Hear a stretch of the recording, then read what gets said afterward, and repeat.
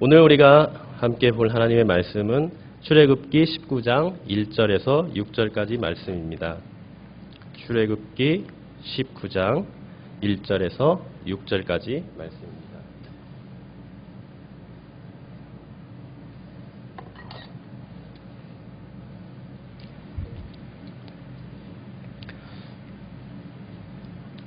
자, 다 같이 한 절씩 교독하도록 하겠습니다.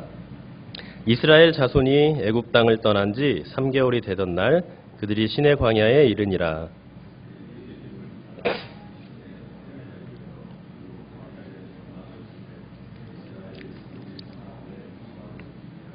모세가 하나님 앞에 올라가니 여호와께서 산에서 그를 불러 말씀하시되 너는 이같이 야곱의 집에 말하고 이스라엘 자손들에게 말하라.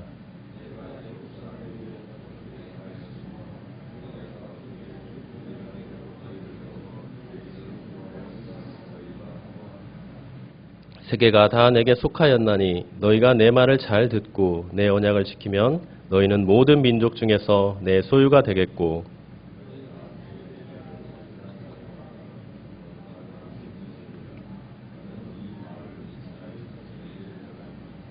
아멘. 자, 우리가 믿는 하나님에 대해서 표현하는 말들이 참 많이 있습니다. 그 중에 대표적인 몇 가지를 말한다면요. 사랑의 하나님, 또 은혜의 하나님, 구원의 하나님, 심판의 하나님, 또 언제나 우리와 하신 약속은 반드시 지키시는 신실하신 하나님 등 참으로 하나님의 성품과 또 하나님의 하나님됨을 표현하는 말들이 참 많이 있습니다. 그 중에 여러분은 어떤 하나님이 여러분들의 마음에 자리 잡고 계신지요? 성도님들 각자 한 분 한 분 자신이 경험하고 만난 하나님이 분명히 있을 것입니다. 저도 마찬가지입니다. 그런데 제가 요즘 들어 그리고 삶을 살아가면 살아갈수록 제 마음속에 깊이 다가오는 하나님이 계십니다. 그분은 바로 은혜의 하나님입니다. 왜 그럴까? 한번 깊이 생각해 봤습니다. 제 자신을 깊이 들여다보고 또 살아온 제 삶을 하나하나 짚어볼 때 그 이유를 알게 되었습니다. 그 이유는 한마디로 제가 태어나는 순간부터 지금까지 제가 겪고 살아가는 모든 것이 바로 하나님의 은혜가 아니고서는 이루어진 일이 하나도 없었기 때문입니다. 제가 태어난 것, 또 건강하게 숨쉬고 살아가는 것, 또 이런저런 공부를 하고 한 가정을 꾸리고 또 자녀를 다 기르고 또 이렇게 한 교회를 섬길 수 있는 영광을 주신 것, 무엇보다도 예수 그리스도의 공로로 죽어 마땅한 저를 죄와 사망에서 구원해 주신 것 등 어느 것 하나 돌아보면 하나님의 은혜가 아닌 곳이 없었기 때문입니다. 아마 여기 계신 우리 모든 성도님들도 마찬가지일 것입니다. 그러다 보니 지금의 제 삶은 그 어느 때보다 하나님에 대한 감사가 넘치고 늘 크신 하나님의 은혜에 빚진 자의 심정으로 살아가고 있음을 보게 됩니다. 그런데 그 오늘의 본문 말씀을 보니 하나님께서 저와 우리 모든 성도님들에게만 이런 놀라운 은혜를 주신 것이 아님을 보게 됩니다. 누가 또 그 은혜를 지금 받았습니까? 보니까 바로 출애굽한 이스라엘 백성입니다. 그럼 이들은 하나님의 어떤 은혜를 받게 되었을까요? 그리고 현 시대를 살아가는 이 주의 모든 백성들과는 또 어떤 관계가 있을까요? 오늘 말씀을 살펴보며 함께 은혜를 나누도록 하겠습니다.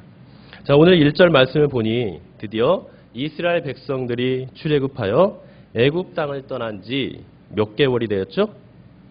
이제 3개월이 되던 날 시내 광야에 도착하게 된 것을 볼 수가 있습니다. 다 함께 1절을 한번 읽어보도록 하겠습니다. 시작. 이스라엘 자손이 애굽 땅을 떠난 지 3개월이 되던 날 그들이 시내 광야에 이르니라. 네, 시내 광야에 이제 3개월, 2개월의 그 긴 여정을 통하여서 3개월째 되는 날 시내 광야에 이제 도착하게 됩니다. 자, 이 말씀을 보면 언뜻 이 1절이 굉장히 좀 평범해 보여요. 그죠? 네. 방금 읽었는데 우리 성도님들은 이 1절 말씀이 어떤 느낌이 드십니까? 막 주체할 수 없는 그런 감동이 막 밀려옵니까? 아니면 이스라엘 백성이 드디어 하나님이 지시하신 이 시내산에 도착했던 것을 보니 감격에 겨워 눈물이 줄줄 나십니까? 네, 아무도 없네요. 네. 네. 제가 보니 지금 그런 분은 한 분도 없으신 것 같습니다. 네, 저도 마찬가지입니다. 왜 그럴까요? 그것은 바로 지금 이들이 겪고 있는 상황이 사실 우리들과는 별로 상관이 없어 보이기 때문입니다. 그리고 실제 내가 겪고 있는 또 현실이 아니고 또 이 시대는 이미 거의 지금으로부터 약 3,000년 전의 일입니다. 예, 엄청나게 떨어졌죠. 그렇기 때문에 그렇게밖에 우리가 느껴질 수 없는 것입니다.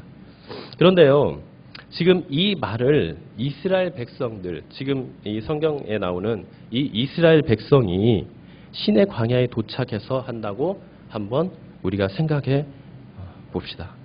마치 이렇게 말이죠. 1절을 이제 이 사람들이 이제 딱 신의 광야에 도착해서 말을 하는 거예요. 우리가 애굽 땅을 떠난 지 3개월이 되던 날 드디어 신의 광야에 도착했다. 이렇게 자신들이 도착해서 이제 외치는 겁니다. 이때 이들의 심정은 어떨까요? 우리와 같을까요? 우리와 같이 별다른 감동이나 느낌 없이 그 말이 입으로 나올까요? 절대 그러지 않을 것입니다. 아마도 눈물을 펑펑 쏟으며 자신들이 지나온 광야길에서의 아픔과 고통을 추억하고 여기까지 보호하시고 인도하신 하나님의 은혜에 감사하고 또 감사했을 것입니다. 왜냐하면 지금 이들이 지나온 이 2개월이라는 광야의 길은요, 그냥 우리가 흔히 걸을 수 있는 그런 평범한 길이 아니었기 때문입니다. 출애굽하여 홍해 앞에서 더 이상 나아갈 수도 없고 또 뒤쫓아오는 애국 군대 때문에 되돌아갈 수도 없는 사면초가 상황에서 죽음과 두려움 앞에 사시나무 떨듯 덜덜 떨었던 길입니다.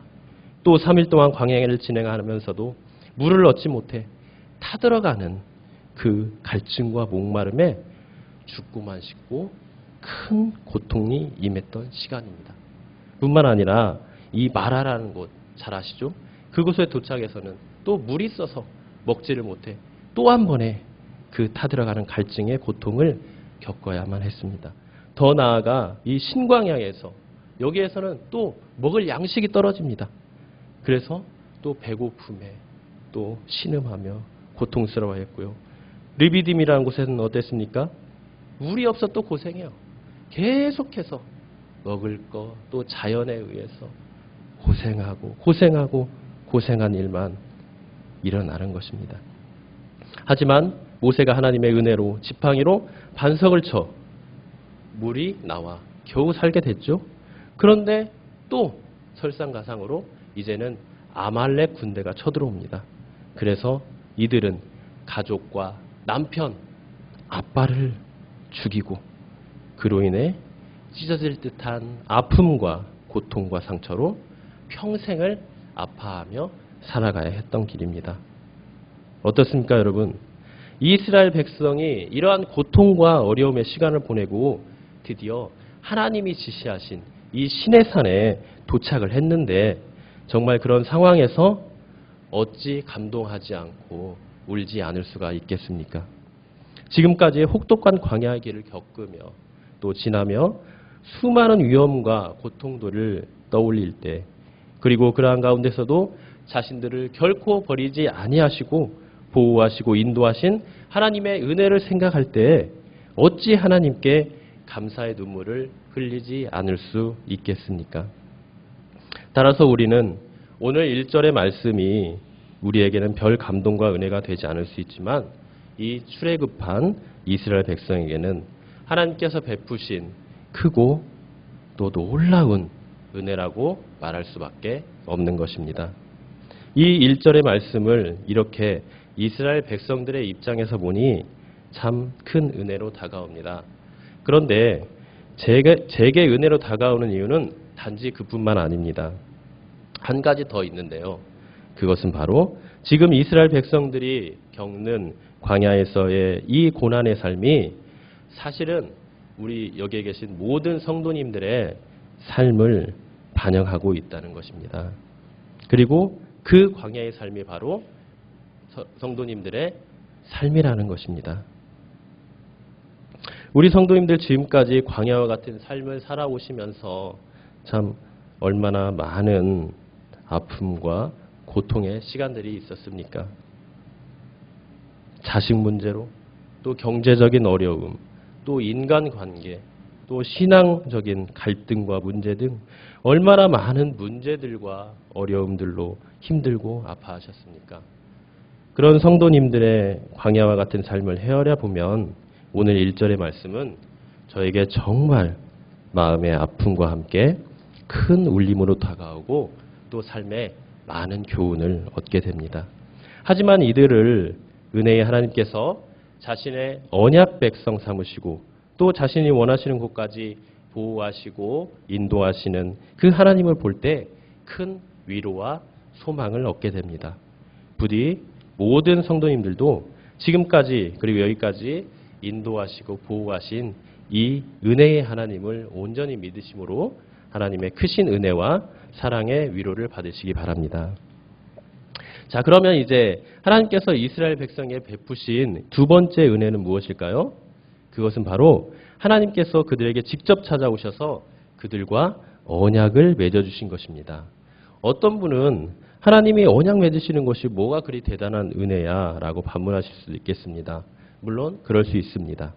그런데 하나님께서 그것도 자신이 먼저 직접 찾아오셔서 언약을 맺어주신다는 건요, 실로 어마어마한 하나님의 은혜라고 할 수 있습니다. 왜 그럴까요? 그것은 바로 하나님의 언약은 우리를 구원해 주신 가장 확실한 그 구원의 보증이기 때문입니다.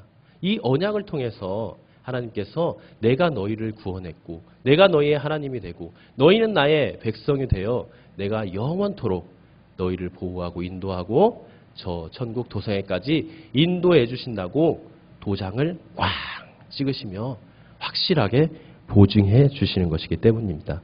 자, 오늘 3절 말씀을 보니 하나님께서 시내산에 직접 강림하셔서 모세에게 말씀을 하십니다. 하나님이 직접 찾아오셨다. 이 자체가 정말 큰 은혜인 것입니다. 그리고 이 은혜는 이스라엘 백성에게 뿐만 아니라 예수 그리스도를 믿어 하나님의 백성이 된 우리 모두에게도 정말 큰 은혜가 되는 것입니다. 왜 그렇습니까? 그것은 바로 우리의 구원은 우리 스스로의 힘과 능력, 어떤 자격과 공로로도 절대 이룰 수 없는 구원이기 때문입니다. 마치 수영을 못하는 사람이 깊은 물 웅덩이에 빠져 있는 것과 같은 것입니다. 그런데 하나님께서는 우리가 스스로 자신을 구원할 수 없는, 스스로 자신을 구원할 어떠한 자격도 능력도 없고 죄의 노예가 되어 하나님을 알지도 또 찾지도 못하는 우리들에게 먼저 찾아오셔서 자신의 모든 것을 다 내주시기까지 하시며 또 우리를 구원해 주셨으니 이 얼마나 큰 은혜가 아니겠습니까? 지금 하나님은 시내산에 강림하셔서 이스라엘 백성들과 친히 언약을 맺으시고 이러한 큰 구원의 은혜와 사랑을 베푸시며 언약을 맺으심으로 그 구원을 확증해 주고 계시는 것입니다. 자, 오늘 4절에서 6절 말씀은 이제 그 언약의 구체적인 내용이 기술되어 있습니다. 먼저 4절에서는 하나님께서 자신이 친히 애굽에서와 그들을 2달 동안 광야에서 인도하시며 어떻게 은혜를 베풀어 주셨는지 말씀을 하고 계십니다. 특히 하나님의 보호와 인도를 이 독수리 날개로 이스라엘 백성들을 업어 자신에게 인도하셨다고 말씀하시며 너희들이 지금 나에게 올 수 있고 또 나와 언약을 맺을 수 있는 이유는 너희의 어떤 자격이나 능력이 아닌 순전한 하나님의 은혜와 권능 때문이라는 것을 분명히 밝히고 계시는 것을 볼 수 있습니다. 이어서 5절에서 6절까지는 그러한 하나님의 말씀과 언약의 순종을 조건으로 이스라엘 백성들을 자신의 소유와 또 제사장 나라와 거룩한 백성을 삼아주시는 그 영원토록 삼아주시고 또 함께 하신다는 그 언약의 핵심을 또 말씀해 주고 계십니다. 즉 하나님께서 아까 말한 대로 친히 이스라엘 백성들의 하나님이 되어주시고 또 그들은 하나님의 거룩한 백성이 되어서 하나님께서 영원토록 보호하시고 인도하시고 책임져 주신다는 것을 이제 확실하게 말씀해 주시는 것입니다. 여기서 우리가 잊지 않고 가야 할 부분이 하나 있습니다. 그것은 바로 지금 이 언약은 이스라엘 백성과 맺은 것이지만 예수 그리스도 안에서 현 시대를 살아가는 우리 모든 성도들에게도 똑같이 적용된다는 것입니다. 따라서 우리 모든 성도님들 또한 베드로전서 2장 9절의 말씀처럼 이제 예수 그리스도 안에서 하나님의 택하신 족속이요 또 왕같은 제사장이요 거룩한 나라요 그의 소유간 백성이 되었다는 것을 온전히 믿으며 나아가야 될 것입니다. 그리고 또 하나는 이러한 큰 은혜를 입은 우리들이 이제 그러한 신분의 삶을 살아야 된다는 것입니다.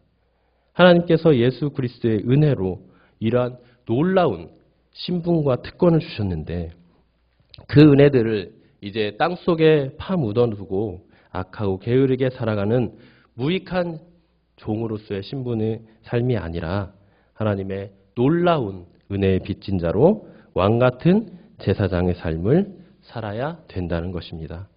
그렇다면 이제 이러한 왕같은 제사장으로서의 어떠한 삶을 살아가야 할까요? 그것은 우리가 구약시대 제사장의 삶을 보면 알 수가 있는데요.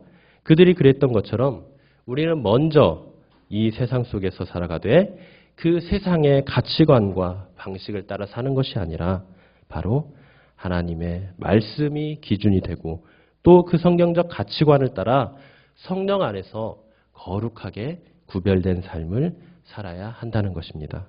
그리고 두 번째로 제사장들이 하나님과 사람 사이의 중보자가 되어 하나님과 화평케 하는 역할을 했던 것처럼 우리도 이 시대의 영적인 거룩한 제사장이 되어 예수 그리스도의 생명의 복음을 전함으로 하나님과 사람을 화평케 하고 구원으로 인도하는 주님의 참 제자된 삶을 살아야 한다는 것입니다.